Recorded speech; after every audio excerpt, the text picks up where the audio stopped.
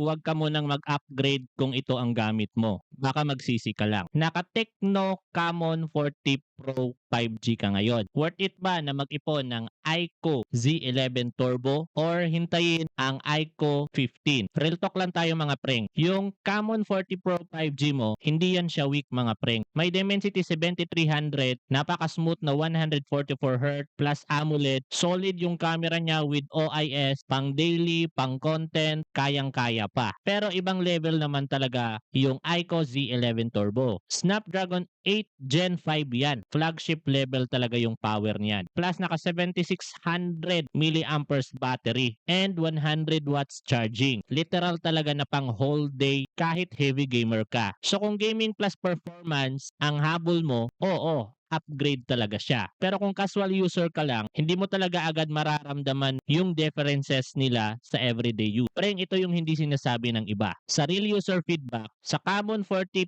Pro 5G, maganda talaga ang camera at selfie, lalong-lalo na pang social media. Magaan at comfortable gamitin. Pero naka-UFS 2 point something lang siya. Yung storage niya ha, medyo mabagal yan siya sa heavy app. And yung gaming naman, okay lang 'di ba?